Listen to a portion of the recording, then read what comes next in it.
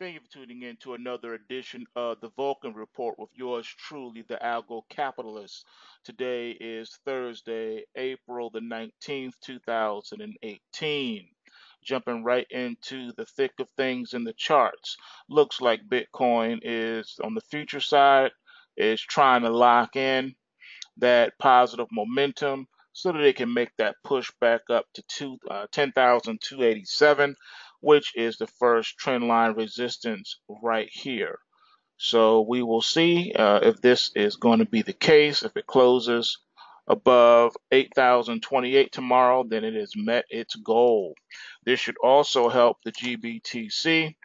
Even though tomorrow's Take Back Friday, we shall see. GBTC is trying to lock in, needs to close above $12.99. That's $12.99 to achieve that positive momentum goal. Initial target on this one should be about $22, $23. Taking a look at BTCS. BTCS should also benefit from this as long as it closes tomorrow above 7 cents, and technically that's 0.764 cents. Then it will carry over positive momentum for next week. Initial target on this one is around 23 cents. Currently, you see it's trading at 9 cents. Moving right along, taking a look at the Dow Futures. I must say, it was looking like the stock market was going to do something. Now it's looking like it may put in a new leg down. I know. Got to just watch the alerts. I cannot ignore any kind of rally or crash alerts that may be coming across. We got to take what we see. Um, just trade what you see. That's all I can tell you on that. But I will say, markets are starting to look a little suspect. I'll go right into it and tell you that we have crash alerts across the board for tomorrow. Crash alert in the Dow Futures, crash alert in the Russell, crash alert in crude oil, crash alert in the Nasdaq, crash alert in the E-mini S&P 500. So cannot ignore these things. Gotta trade what we see. All right, we can't ignore what we see. All right, so take it for what it's worth. You would do well not to ignore rally and crash alerts. Look at the intraday price inflection points as indicated in the weekly pulse wave price triggers so that you can position yourself in the market so that if these momentum swings do manifest themselves, you'll be first to take part in it and know exactly when and where these events will take place. All right, so that's a snapshot into tomorrow's pulse waves. All right, for Take Back Friday. All right, continuing. Dow starting to get a little tired up here, so we can't ignore that. Got a crash alert for tomorrow. All right, I mentioned the Nasdaq 100. Let's pull this up.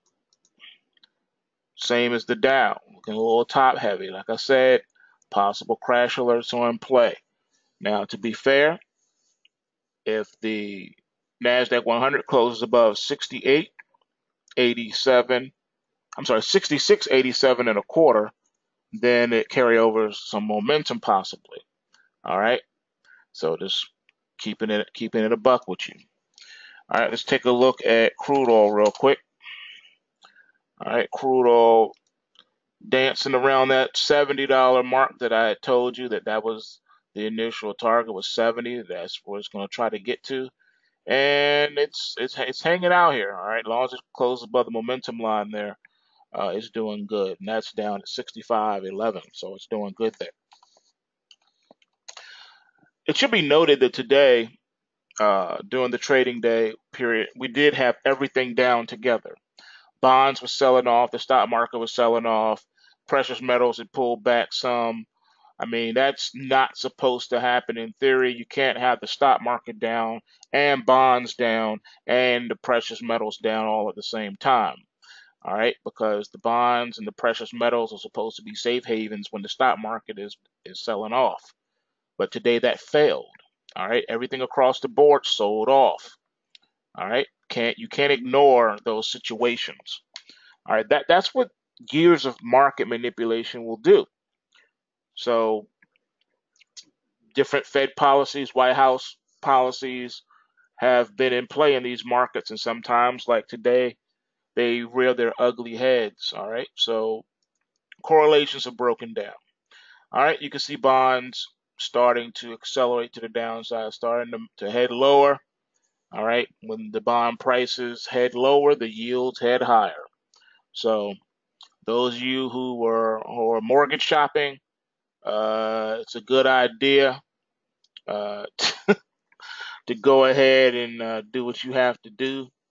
All right, because these yields are rising. You're gonna want to lock those rates in. You should have been locked them in, because when I told you the last video and the video before that it was starting to look a little weak, you should have went ahead and locked those rates in. But today is really like your last chance to lock in those rates, because they will be going higher next week, all things being considered.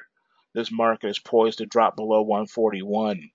All right, so you're looking at a 2-point possible loss in bond price as of the end of next week, possibly. So don't know what else to tell you on that one. All right, looking at the US dollar index, go ahead and pull that one up. All right, so the US dollar index right now is still in line. All right, looking like it's trying to cross the 90 threshold. That's still good, between 89 and 91. What can I tell you? The market's doing what it's supposed to be doing as far as the White House policy is concerned. They're managing to keep it where they need it to be. All right, so the dollar is on course to do what it's supposed to do. All right, so let's take a look now at gold. Like I said, gold has not been as powerful potentially as silver. You see the gold starting to move back down, needs to close above 1342.90 tomorrow in order to carry over some positive momentum for rallying next week. Looking at the silver, silver had a nice push, you can see here. As long as it closes above $16.66 tomorrow, it too will carry over some momentum, and then we get the locking in effect. All right, the bull trend locks itself in at this point. So again, cannot ignore what the markets are showing us. Silver is looking rather powerful here, okay? That's all I can tell you. It's looking rather powerful. So do with that information as you will. I like the silver here. Pulse waves like the silver here. And we're just trailing it with stops, and we're going to see how much it rides. All right. If we get a quality pullback tomorrow, then possibly we'll add to the position. All right. So we'll see what happens. But just keep your eyes and ears open, because tomorrow is Friday. And what is Friday traditionally? Take Back Friday. So we'll see. Now, lately, things have been a little wacky because of the volatility, because of all the headline news. I have not really had time to dig into all the news and cover it. So, Lord willing, this coming week I will start to deal with things. There's so much happening right now, folks. And I'm just talking about just in the finance side of things, in the market side of things. There's a lot going on, but you can't see it or hear it because of all the corny news that the media is putting out. They want to control the narrative. So they're putting out the news that they want you to focus on, so that you won't be able to lift the curtain and see what's going on behind the curtain. All right. So, Lord willing, I will cover more of that next week. Okay. And I probably will just separate the two. I'll do news separate from the charts. I'll probably just do that. And we'll see where it goes. I mean, you guys let me know what you want, what kind of format you want me to do. I might even just put it in a podcast type of format. So we'll see. Time is always the precious thing here. That's the precious commodity. All right. With that being said, remember, bulls make money, bears make money, and pigs get slaughtered.